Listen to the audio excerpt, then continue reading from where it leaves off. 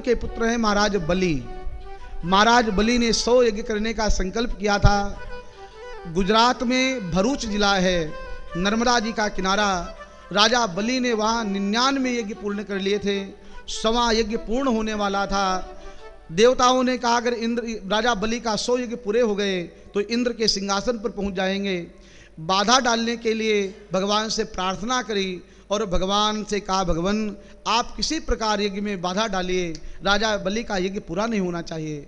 भगवान स्वयं राजा बलि से याचना करने के लिए बामन बन के पधारे हैं।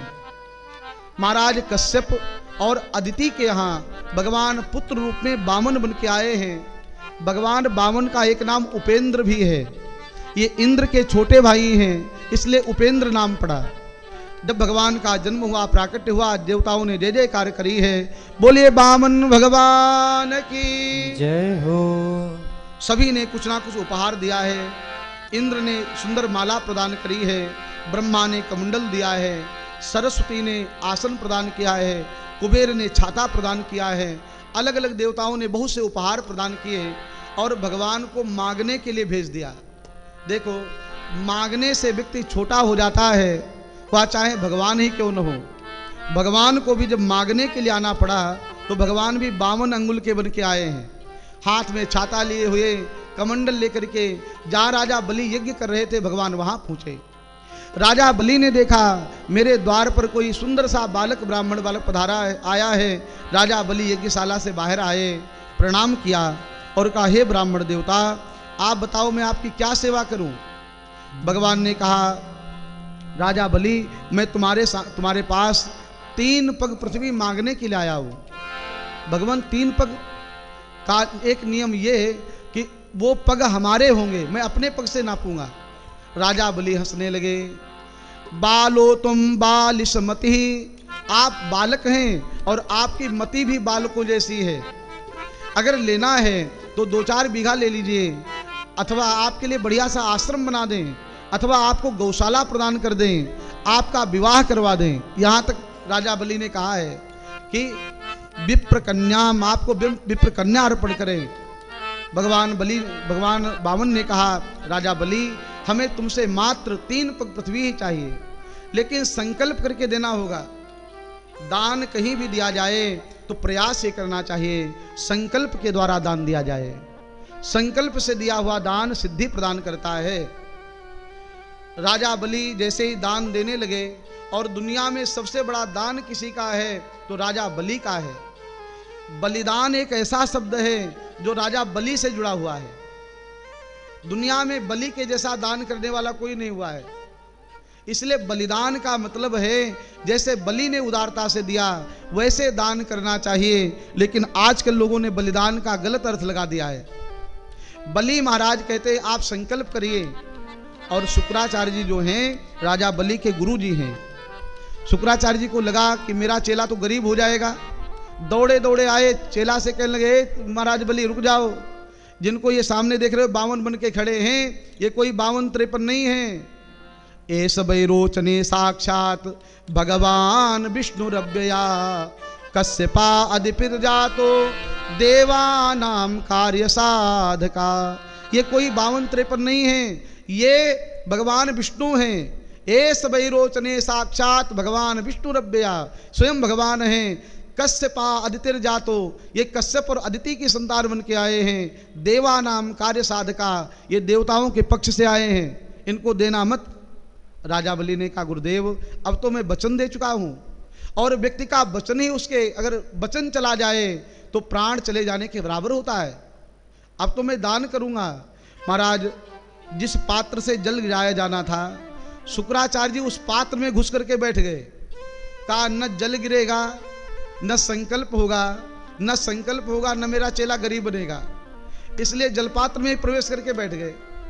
भगवान ने देखा वाह शुक्राचार्य जी, देने वाला दे रहा है और भंडारी का पेट पिरा रहा है। देने वाला इतनी उदारता से दे रहा है। महाराज शुक्राचार्य जी की एक आंख से अंधे हो गए। इसीलिए किसी ने कहा है कि लेत है कोई देत है कोई, विप्र ने आंख अनाहक खोई। का कोई दे रहा हो तो उसमें बीच में नहीं पड़ना चाहिए, दे रहने दीजिए। अगर बीच में कोई मना करता है ना तो उसकी गति शुक्राचार्य की होती है, ऐसा लिखा है। शुक्राचार्य जी की एक आंख फूट गई, भगवान ने संकल्प कराया, नापने का समय आया तो 52 से विराट हो गए।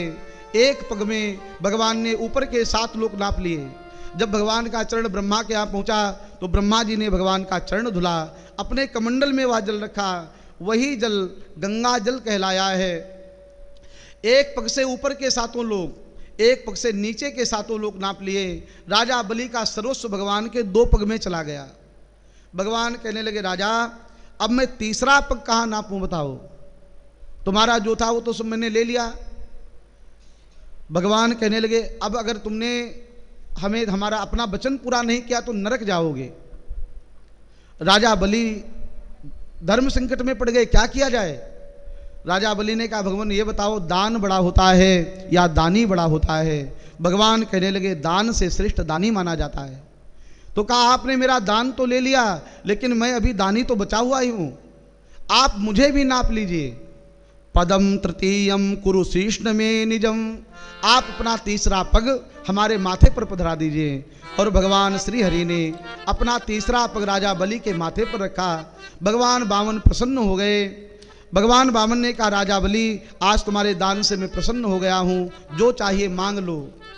राजा बलि कहने लगे, भगवान हमारे यहाँ भिखारियों से नहीं मांगा जाता है। भिखारी का अभी आप जब हमारे यहाँ दरवाजे पर आए थे तो आप मांगने वाले थे, भिखारी थे, और आपने मेरा सब कुछ ले लिया, तो अब मैं आपसे मांगूं, ऐसा कभी नहीं होगा। भगवान ने कहा, कुछ ना कुछ तो मांगना पड़ेगा। तो राजा बलि ने बहुत सुंदर वरदान मांगा है, भगवान जो कृपा आपने हम पर करी है, ये कृपा आप सदैव मेरे परिवार पर बना के रखें और मेरे घर के 52 द्वार हो जाएं। जिस द्वार से मैं बाहर निकलूं उस द्वार पर आपकी छवि का दर्शन हो, आपका वह स्वरूप मेरे चौकीदार के रूप में मुझे प्राप्त हो। भगवान संकट में पड़ गए। मैं राजा बलि को छलने आया था लेकिन आज राजा बलि ने हम ही को छल लिया। भगवान चौकीदार बन के खड़े हैं। राजा बलि पाताल लोक के राजा बने और भगवान जिस द्वार से निकलते हैं उस द्वार पर भगवान वामन का दर्शन देना पड़ता है। कई महीने हो गए, भगवान वामन वापस नहीं गए तो लक्ष्मी माता को चिंता लगने लगी। लक्ष्मी मैया ने कहा, नारद बाबा हमारे पतिदेव गए थे राजा बलि के यहाँ, क्या हुआ वापस नहीं आए। नारद जी ने कहा, मैया वो कभी वापस नहीं आएंगे। क्यों? कहा उन्होंने राजा बलि के यहाँ चौकीदारी की नौकरी कर ली है, वो वहीं रहेंगे। तो माता लक्ष्मी स्वयं रक्षाबंधन के बहाने राजा बलि के पास में आई और राजा बलि को रक्षा बांधा है। ये न बद्धो बलि राजा दानवेंद्रो महाबला तेन त्वाम प्रतिबधनामि रक्षे माचल माचल। राजा बलि ने कहा, बहन आप कहाँ से पधारी हैं? और जब रक्षा बांधा जाता है तो भाई बहन को कुछ ना कुछ देता है। राजा बलि ने कहा, बहन कुछ चाहिए हो तो मांग लो। लक्ष्मी माता ने कहा, भैया और तो हमारे यहाँ सब कुछ है लेकिन एक अच्छे चौकीदार की आवश्यकता है, हमें एक अच्छा चौकीदार चाहिए और ये जो आपका 52 अंगुल वाला चौकीदार है ना, इसे हमें दे दो। राजा बलि ने कहा, ये कोई सामान्य बहन नहीं है। ध्यान लगा के देखा तो जो बहन थी साक्षात रमा लक्ष्मी जी थी। राजा बलि ने प्रणाम किया, मेरा कितना सौभाग्य है, भगवान हमारे चौकीदार हैं और लक्ष्मी जी हमारी बहन बनकर के आई हैं। आज राजा बलि ने भगवान वामन और माता लक्ष्मी को विदा दिया है। राजा बलि